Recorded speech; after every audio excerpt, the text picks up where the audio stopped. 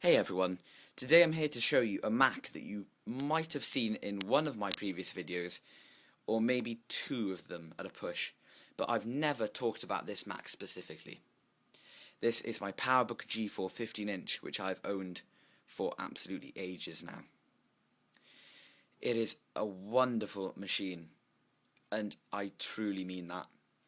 It is so reliable, so fast, elegant, the amount of ports on this, I can never get over it. You can connect this to anything under the sun. It's amazing. It's a 1.5 GHz G4 processor with a maxed out 2 gigs of RAM. It's got a 120 gig hard drive. I believe it's the ATI Mobility Radeon 9700 with 64 megs of VRAM.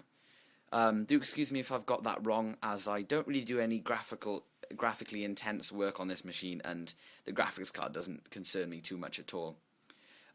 It's got a combo drive, so it'll read your DVDs and it will read and write your CDs. A super drive would be nice, but I've no intention of really upgrading it. I might do one day, but who knows. It's got Bluetooth, Airpot.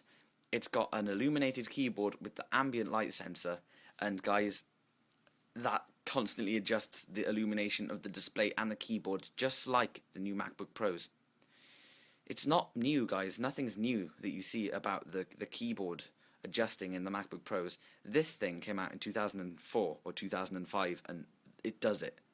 And it does it brilliantly. I, in fact, much prefer the keyboard on this, and much prefer the keyboard on the original MacBook Pro to the new keyboards on the MacBook Pros. So let me take you through the exterior case. Along here, on the original MacBook Pros, you would see the IR sensor here, but this has no infrared capabilities, so there obviously isn't one there. Here's the button to open the lid. Here's the slot load drive. Very nice. I love them on the front, guys. I can't get enough of slot loading drives on the front of Macs. Let's move to the left side. The ports are spread out between the left and right hand side of this particular Mac.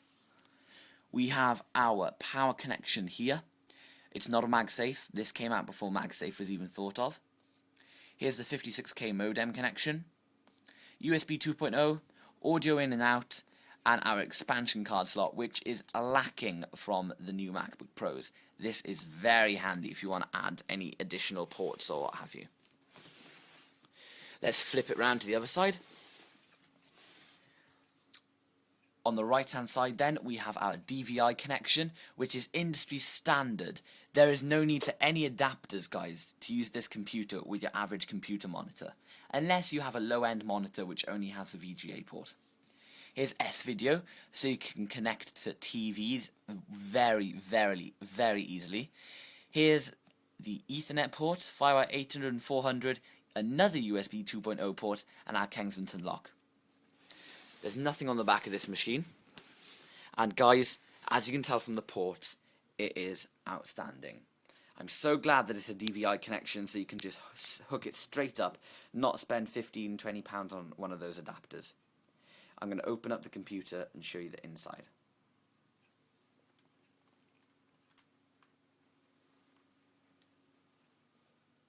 Yes, guys, it is that stunning. There it is. Gorgeous lines on this machine. I love it so much. Let me take you through everything. Here's the trackpad, which does support double tap for right click and 2-finger scrolling, which is very advanced for the time. Here's the trackpad button. Here's the keyboard.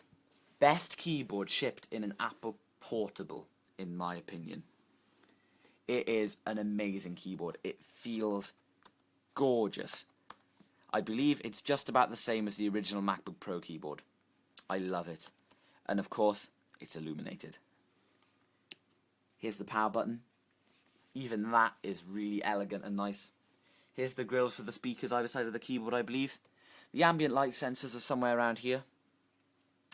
It says PowerBook G4 right there. And as you can see, it is a very thin bezel. So your work fills this computer. There's no iSight camera, but because of the FireWire 400 port, you can use the Apple external iSight camera. It's got a gorgeous matte 15-inch display, which looks stunning. We'll boot that up for you later. There's the Mac, guys. It's very, very nice. I'll move this to one side and show you the box and what I have inside it. So here's the box. It's obviously black, as were all Apple boxes at the time.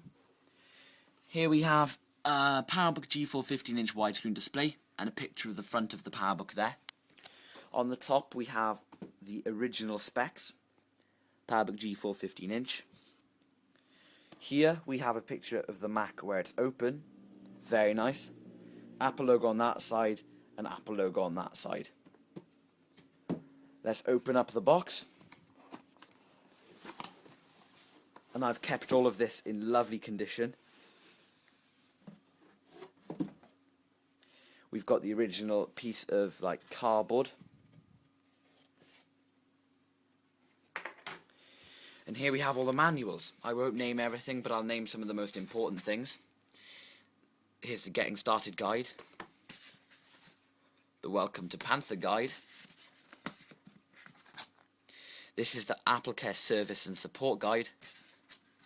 And then we just have all the other usual stuff. Software license agreement, yada yada yada. Absolutely loads of documentation. There's your coupons. Some small paperwork. And under here somewhere are the restore discs. Under here then is the bubble wrap bag for the PowerBook, and the PowerBook sits in there. Very nice box. This top bit of polystyrene, I believe that the power cable and extension cable for the power cord went in there, and I believe it did include a DVI to VGA adapter, so you could even use it with the older monitors without even buying an adapter. So I'm going to open up the Mac and I'll boot it up for you. So let's open it up again and we'll boot her up. Press the power button here.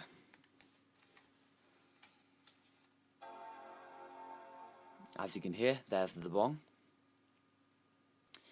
Now this machine is running 10.5.8 Leopard. So it's the latest version of OS 10 that will run on PowerPC G4. And here it is. As you can see, very bright display, and it looks gorgeous. This machine just takes your average amount of time to boot up. Not the quickest and not the slowest. Boot up time doesn't concern me. You could hear the combo drive checking for a disk when it started up.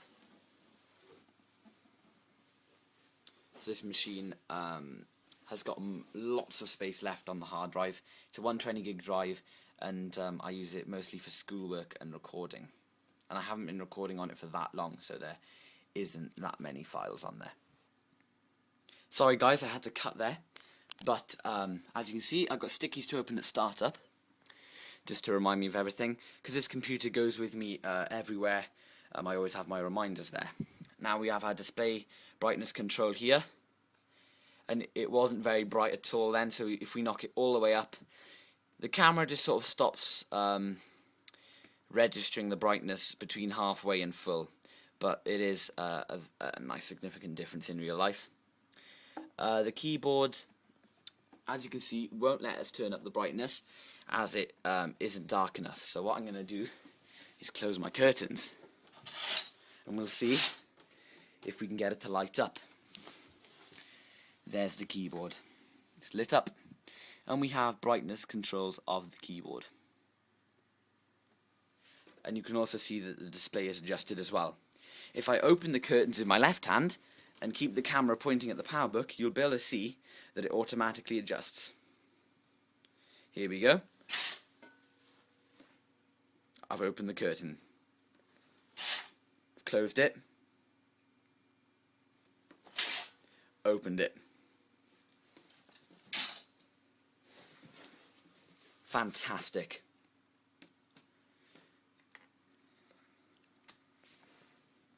Very nice machine. Because you got the sleep wake light there. Absolutely fantastic. I'd recommend a PowerBook to anyone. This has been a very calm and chillaxed video, guys. I just wanted to show you my PowerBook. Hope everyone's having a good day. I'm having a pretty chilled out day, and I thought I'd show you one of my nicest possessions.